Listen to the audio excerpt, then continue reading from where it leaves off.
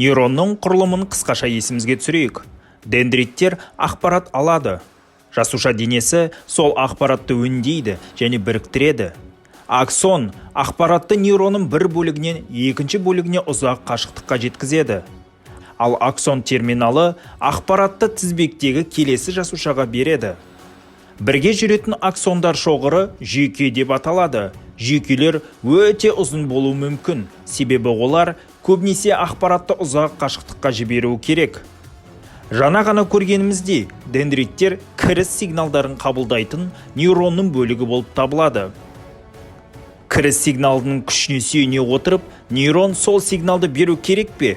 Жоқ па? Соны шешуі керек.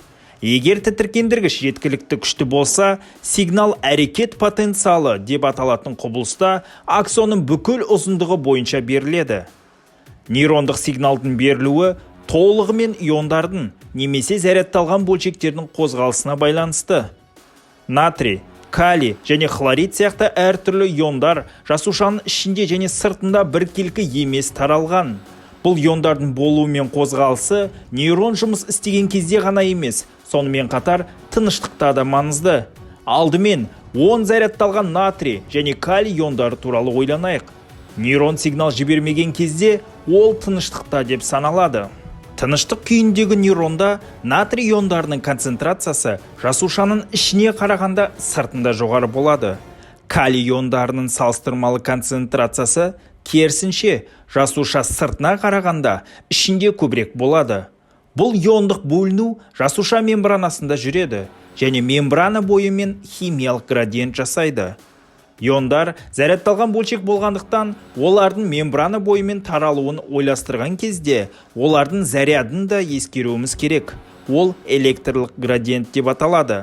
Біз жоғарыда айтқан химиялық градиентпен бірге, біз бұл иондық теңгерімсіздікті электрохимиялық градиент деп атаймыз. Жасушаның ішіндегі және сыртындағы жалпы заряд айырмашылығы мембраналық потенциал деп аталады. Тыныштық күйінде ешқандай сигнал берілмеген кезде нейрондық мембрананың тыныштық потенциалы шамамен -70 милливольт болады. Бұл жасушаның ішкі жағы сыртқы жағына қарағанда шамамен 70 милливольтқа аз екенін білдіреді.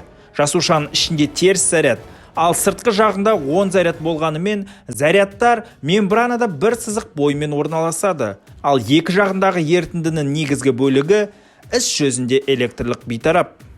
Иондар мембрана арқылы өз қалауы бойынша қозғала алмайды. Керісінше, олардың қозғалысын жеңілдету үшін мембранаға енгізілген нәруыз қажет.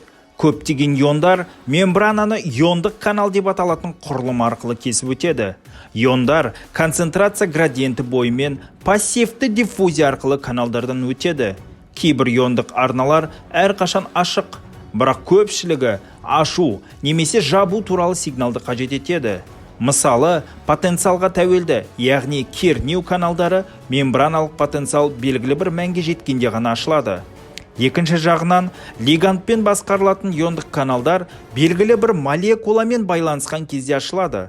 Механикалық түрде басқарылатын иондық каналдар ұзындықтың өзгеруі немесе қысымның өзгеруі сияқты физикалық күштерге жауап ретінде ашылады. Көптеген иондық арналар таңдалмалы түрде өткізгіш, яғни олар тек бір немесе иондардың шағын жиынын ғана өткізуге мүмкіндік береді. Мысалы, потенциалмен басқарылатын иондық каналдар әдетте ашылған кезде тек бір ионның мембранадан өтуіне мүмкіндік береді. Бұл әрбір ион үшін бөлек каналдар. Яғни, потенциалмен басқарылатын натрий каналдары, сондай-ақ потенциалмен басқарылатын калий каналдары қажет екенін білдіреді.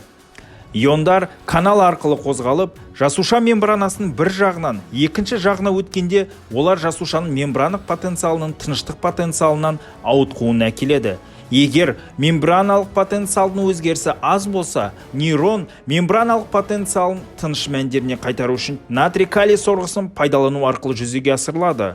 Ол АТФ гидролизі нәтижесінде пайда болатын энергияны пайдаланып, иондарды олардың концентрация градиентіне қарсы мембрана арқылы белсенді түрде тасымалдайды. Басқаша айтқанда, натрий жасушаның сыртына тасымалданады. онда оның концентрациясы жоғары, ал калий оның концентрациясы жоғары болып тұрған жасуша ішіне қайта тасымалданады. Бұл сорғының бір циклі 3 натрий ионын жасушадан тыс тасымалдайды, және жасушаның ішіне 2 калий ионын әкеледі. Бұл теңгерімсіз заряд тасымалы нейронның тыныштық күйіне қайтарады. Тек тыныштық потенциал күйінде болғанда ғана нейрон әрекет потенциалын іске қосуға дайын болады. Сыртқы тітіркендіргіш нейрон денесіндегі мембраналық потенциалды -70 милливольттан -55 милливольтқа дейін көтерсе, бұл аксон төбешігінде әрекет потенциалын іске қосады. Содан кейін ол аксон бойымен төмен қарай жылжиды. Потенциалға тәуелді натрий каналдарының 3 күйі бар: ашық, жабық және белсенді емес. Тыныштық күйінде натрий каналы жабылады. Жасуша мембранасы шекті кернеуге жеткенде канал ашық күйге ауысады және электрохимиялық градиентке байланысты натрий жасушаға енеді. 10 зарядты натрий иондары жасушаға енген кезде деполяризация жүреді. Ақырында кернеу градиенті 0-ге дейін және 0-ден асып 30 милливольтқа дейін жетеді.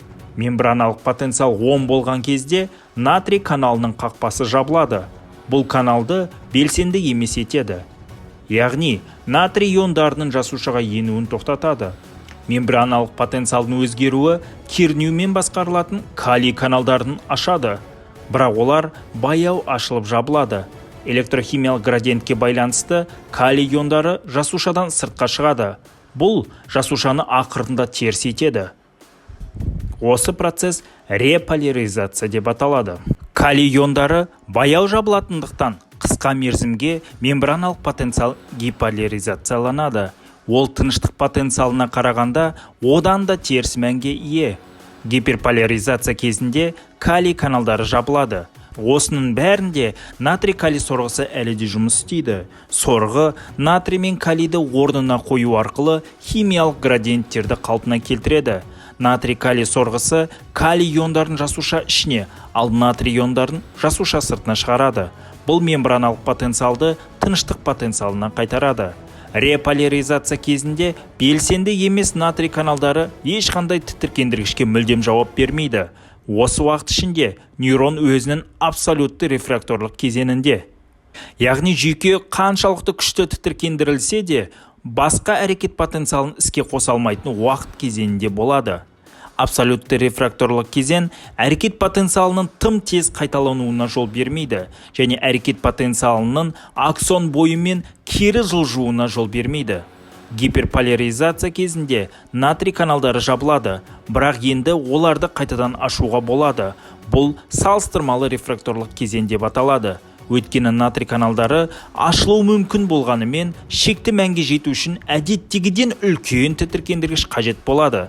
Себебі жасуша гиперполяризацияланған күйде тұр. Кейбір аксондар әрекет потенциалдарын басқаларына қарағанда жылдамырақ таратады. Өткізу жылдамдығын арттыратын бір айнымалы аксондардың айналасындағы миелин қабықтарының болуы. Миелин импульстың берілу жылдамдығын сальтаторлы өткізгіштік деп аталатын үдеріс арқылы арттырады. Бұл үдерісте әрекет потенциалының сигналы миелин қабығымен қапталған аксон бөліктері бойымен секіріп өткен сияқты көрінеді. Перифериялық жүйке жүйесінде қабықтар шван жасушалар деп аталатын нейроглиялы жасушалардан түзіледі. Шван жасушалары арасында ранвия белдеушелері деп аталатын шағын аймақтар бар. Әрекет потенциалы бір белдеушеден екіншісіне секіріп импульс өтуін жылдамдатады.